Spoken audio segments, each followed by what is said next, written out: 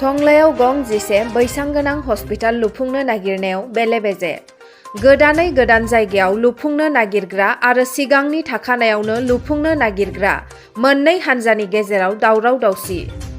दिनै उदालगुरि जिल्लानि सिङाव थानाय सोलोंथाइ आरो फालांगियारि सोहोरनि बिखायाव थानाय टंला बरदलै भवनाव मोनबा फसंथान आरो टंला ओनसोलनि मेलेमजिबिफोरनि बानजायनायाव रायजोनि गेवलां सावरायलायनाय जानानै थाङो। बे मेलाव टंलानि फरायसा आफाद, बर' फरायसा आफाद, राभा फरायसा आफाद, कच राजबंशी फरायसा आफाद आरो असम जातीयताबादी युब छात्र परिषद लोगोसे टंलानि मेलेमजिबि रायजो राजाजों गोदानै गं 100 हस्पिटाल लुफुंनायनि सायाव सावरायलायो। आफादखौ सामलायो टंलानि समाज सिबियारि खौला दैमारिया। टंला बर' फरायसा आफाद आरो टंला असम फरायसा आफादनि आफादगिरि फारियै प्रान्जल देखा आरो राजिब बर' बिथांमोना खौरांगिरिनो फोरमायनाय राव।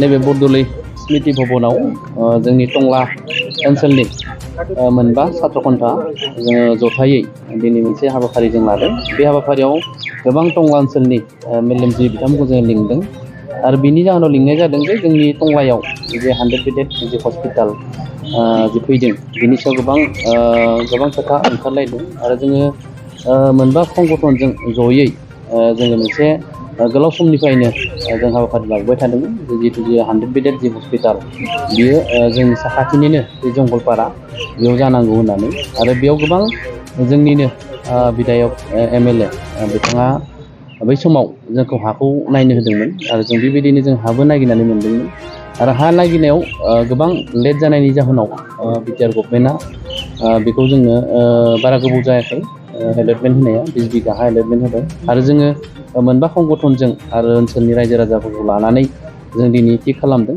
आरो जों मोनसे खिदान्थ'आव फैदों जे जोंनो BTCआ होनाय हा 20 बिघा बेयावनो जाहाथे 100 बेडेड जि हस्पिटाल बियो जायो आरो थाखानाय जि 30 बेडेड जि हस्पिटाल बियो जाहाथे बिदिनो थायो। गोबां जोंनि गेजेराव गोबां बिभाजन फैदों। बिथांमोना बुंदों जे 30 बेडेडखौ बोखारनानै 100 बेडेड बेयाव लांनायदों बे नङा।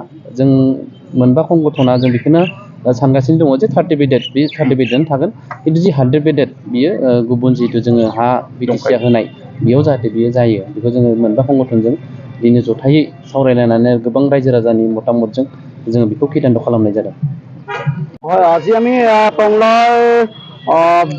টংলাৰ আচলতে স্বাৰ্থত টংলাখনৰ উন্নয়নৰ স্বাৰ্থত আমি সকলোৱে একত্ৰিত হৈছোঁ। সকলোৱে অৱগত টংলাত এশখন বিচনাযুক্ত চিকিৎসালয়ৰ বাবে অসম চৰকাৰে আচলতে আবণ্টন দিছিলে আৰু তাৰপিছতে অসম চৰকাৰৰ ফালৰ পৰা আমাৰ স্থানীয় MLA পানেৰী বিধানসভা সমষ্টিৰ MLA সন্মানীয় বিশ্বজিৎ দৈমাৰী ডাঙৰীয়া আমাক বা বিভাগীয় কৰ্তৃপক্ষই এটা সময়ত টংলাৰ বিভিন্ন দল সংগঠনৰ টংলাৰ ৰাইজক কৈছিলে যে এশখন বিচনাযুক্ত চিকিৎসালয়খন স্থাপনৰ বাবে টংলাত তেনেকুৱা ধৰণৰ পৰ্যাপ্ত ভূমি আছেনে নাই, যদি আছে তেনে টংলাবাসী ৰাইজক দেখুৱাই দিবৰ কাৰণে আহ্বান জনোৱা হৈছিলে আৰু আমি অৱশেষত আমি টংলাৰ 5টাকৈ সংগঠন টংলাবাসী ৰাইজে লগ লাগি পেলাই টংলাত তেনেকুৱা ধৰণৰ চৰকাৰী ভূমি আছেনে নাই আমি খা খবৰ লৈ চক্ৰ বিষয়ৰ জৰিয়তে আমি খা খবৰ লৈ আমি দক্ষিণ জংঘলপাৰা টংলাৰ একেবাৰে টংলাত টাউনৰ মাজমজিয়াৰ পৰা 1.5-2 কিলোমিটাৰ নিলগত থকা দক্ষিণ জংঘলপাৰাত আমি মাটি তেনেকুৱা ধৰণৰ ভূমি পৰ্যাপ্ত ভূমি আমি দেখুৱাই দিবলৈ সক্ষম হৈছিলোঁ আৰু পৰৱৰ্তী সময়ত আমি বিভিন্ন বিভাগীয় কৰ্তৃপক্ষৰ লগত আলোচনা কৰি পেলাই আমাৰ BTR গভৰ্ণমেণ্টে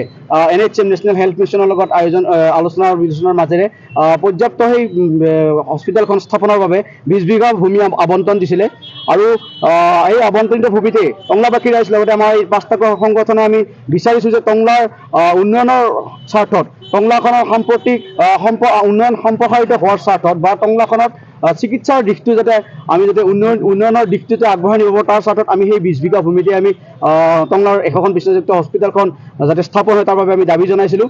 কাৰণ আমি 50টা বছৰ বা ভৱিষ্যতৰ কথা চিন্তা কৰিছোঁ, 100টা বছৰৰ পিছত কথা চিন্তা কৰিছোঁ। সেই হস্পিটেলখন পৰৱৰ্তী সময়ত হয়তো আৰু উন্নীতকৰণৰ কাম কাজ চৰকাৰে আগবঢ়াব, যাৰ ফলত নেকি য'ত নেকি আমাৰ এভেইলেবল ভূমি লাগিব, মাটি লাগিব আৰু তাতে আমাৰ এভেইলেবল মাটি আছে। গতিকে আমাৰ বৰ্তমান যিখন আমাৰ 30খন বিচনাযুক্ত হস্পিটেল আছে যিখন নেকি আমাৰ আচলতে টংলাবাসী ৰাইজৰ সঞ্জীৱনী স্বৰূপ আছিলে, য'তে আমি আমাৰ পোনপ্ৰথমে প্ৰাথমিক চিকিৎসাখিনি পাবলৈ সক্ষম হৈছিলোঁ, সেই চিকিৎসালয়খনৰ আমি উন্নয়ন বিচাৰিছোঁ। সেই চিকিৎসালয়খনতো অভিজ্ঞ চিকিৎসক দিয়ক, পৰ্যাপ্ত ঔষধৰ ব্যৱস্থা কৰক, নতুন অত্যাধুনিক সা সৰঞ্জামৰ ব্যৱস্থা কৰক, চিকিৎসা সা সৰঞ্জামৰ ব্যৱস্থা কৰক।